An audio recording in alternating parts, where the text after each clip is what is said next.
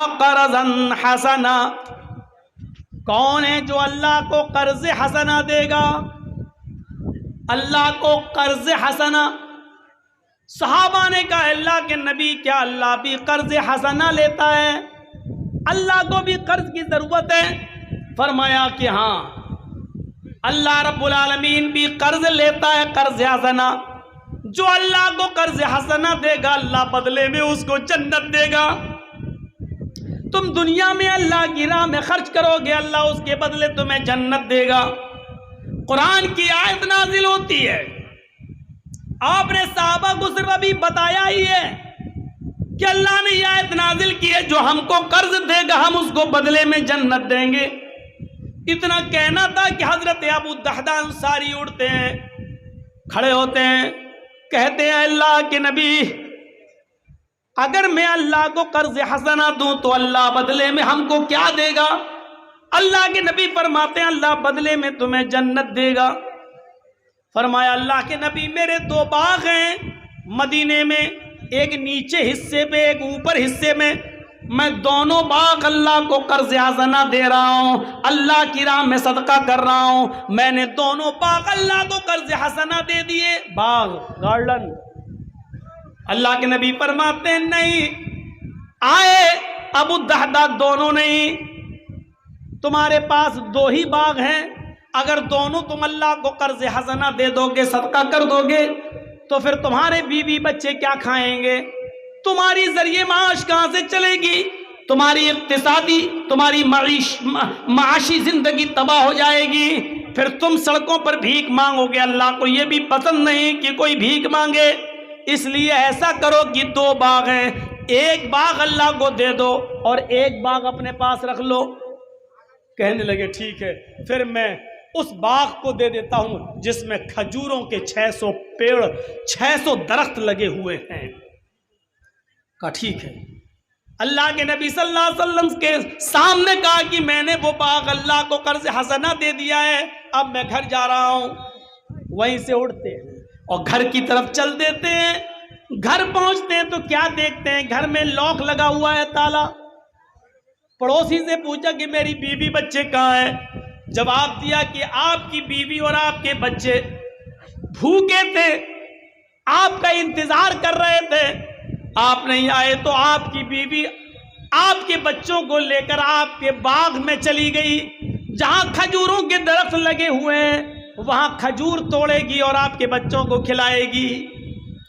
ابو الدحداء وہیں سے دوڑ لگاتے ہیں، تیزی کے ساتھ بھاگتے ہیں اور اس کھجور کے باغ کے باہر کھڑے ہو جاتے ہیں اور دروازے سے جھانک کر دیکھتے ہیں کہ میری بیوی کہاں ہے؟ اندر نہیں جاتے۔ کیونکہ اب یہ باغ میرا نہیں ہے، جب میرا نہیں ہے تو میں اندر کیوں جاؤں؟ یہ باغ جب میں نے اللہ کو قرض حسنا دے دیا ہے، صدقہ کر دیا ہے، تو اب میرا کیا حق ہے؟ یہاں مسجد و مدرسے کو 100 روپے دینے میں ہماری چمڑی پگھلتی ہے، نہیں دے سکتے ہیں۔ ایک باغ پورا قرض حسنا۔ جھانک کر دیکھتے ہیں بیوی اپنے دوپٹے میں اپنی اوڑھنی میں کھجور رکھے ہوئے اور ایک ایک کر کے کھجور اپنے بچوں کو کھلاتی جا رہی ہے۔ 2-4 کھجوریں اپنے بچوں کی پاکٹ میں ڈال دیتی ہے، لو بیٹا کھاؤ۔ باہر سے آواز دیتے او میری بیوی، بچوں کو لے کر باہر نکلو۔ بیوی کہتی ہے بچے بھوکے، تھوڑا سا کھجور کھا لینے دو۔ باہر سے آواز دیتے ابو الدحداء، بیوی سمجھتی کیوں نہیں ہو؟ ان بچوں کو جلدی سے نکالو، باغ سے باہر آؤ، باغ سے باہر آؤ، یہ باغ ہمارا نہیں ہے۔ بیوی کہتی ہے باغ ہمارا نہیں ہے؟ کھجوروں کو دیکھتی ہے، 600 پیڑ دیکھتی ہے کھجوروں کو، کہتی ہے سارے کھجور پک چکے ہیں، اب یہ کٹنے کا نمبر ہے، بازار میں یہ کھجور بکیں گے، ہمارے گھر کی تنگی مٹے گی، اچھے دن آئیں گے، اور آپ کہہ رہے ہیں یہ باغ ہمارا نہیں ہے؟ میری بیوی بحث بعد میں کرنا، تم پہلے بچوں کو لے کر باہر نکلو۔ बीवी दोनों बच्चों को लेकर बाहर आती है। बीवी के दुपट्टे में, उसकी ओढ़नी में जितने खजूर थे अबू दहदा ने वो सारे खजूर निकाले और उसी बाग के अंदर डाल दिए। अबू दहदा ने अपने बच्चों की जेब देखी, उनके जेब में जितने खजूर थे सारे खजूर निकाले और वो सारे खजूर उसी बाग में डाल दिए। फिर कहा बेटा मुंह खोलो जरा। जो बच्चे खजूर खा रहे थे उनके मुंह खुलवाए। जितनी भी खजूर मुंह में रखी हुई थी, चबी हुई थी, वो खजूर भी अपने बच्चे के मुंह से निकाली और वो खजूर भी, चबी हुई खजूर भी बाग के अंदर डाल दी। और कहा अल्लाह मुझे आने में थोड़ी देर हो गई, वरना मेरी बीवी और मेरे बच्चे इतने खजूर भी नहीं खा पाते। आय अल्लाह, ये बाग मैंने तेरी राह में सदका कर दिया है, कर्ज हसना दे दिया है। आय अल्लाह, तेरे नबी का फरमान है जो अल्लाह को कर्ज हसना देगा अल्लाह बदले में जन्नत देगा।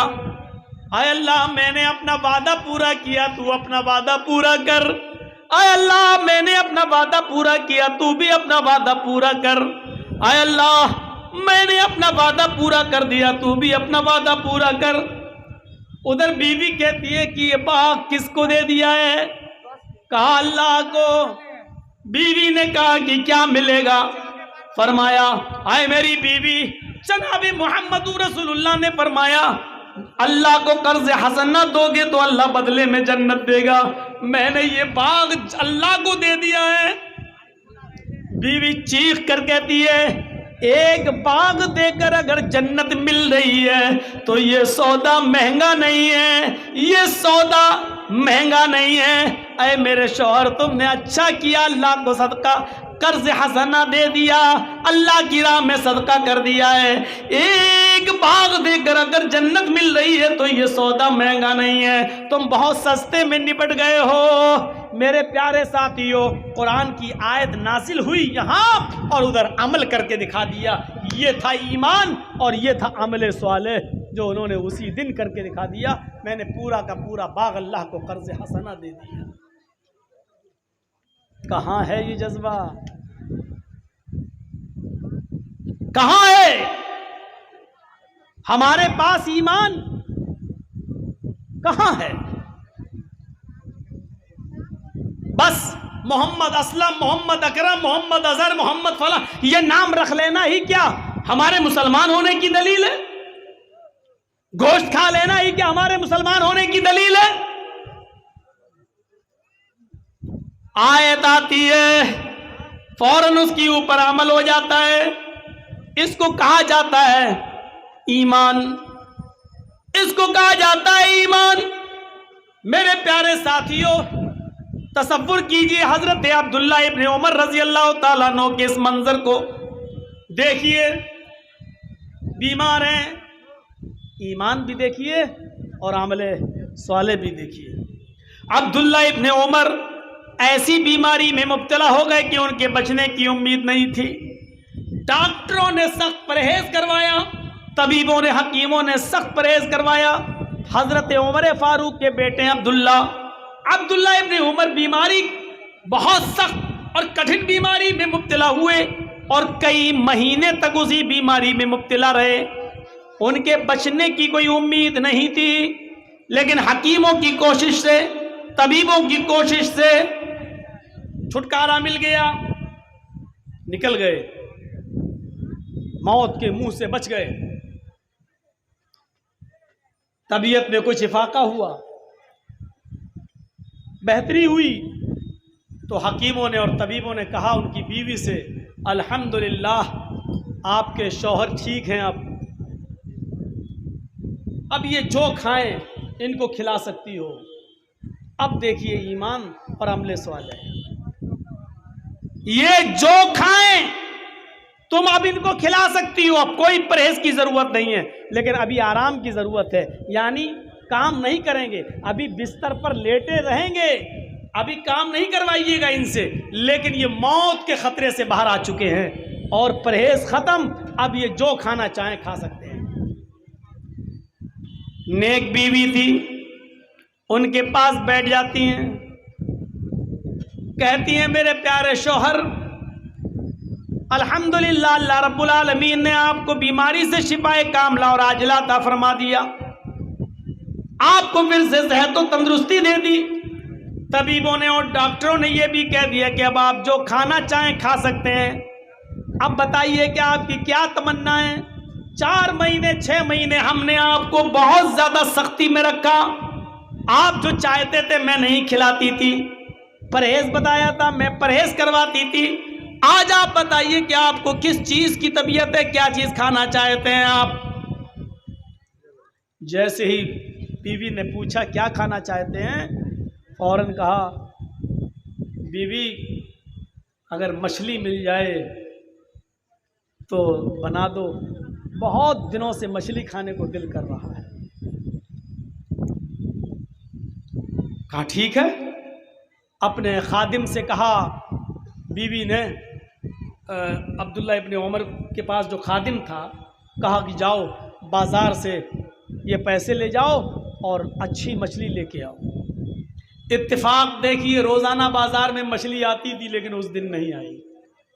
ہوتا ہے آپ روزانہ ٹکٹ لے کے بیٹھیے ٹرین میں، ٹی ٹی نہیں آئے گا، جس دن نہیں لیں گے آ جاتا ہے۔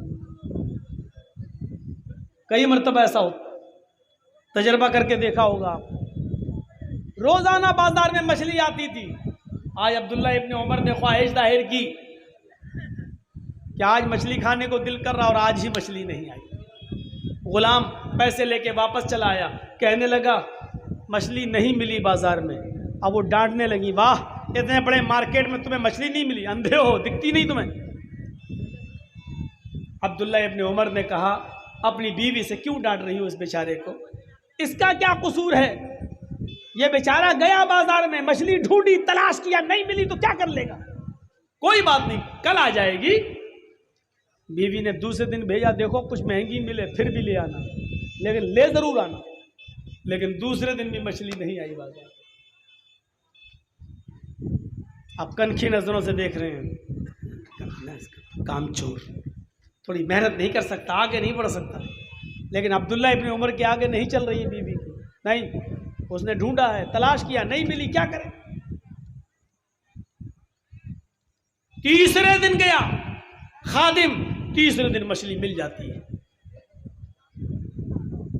اب تصور کریے، میں اپنی سپیڈ یہاں تھوڑی سلو کر رہا ہوں، ذرا منظر دیکھیے۔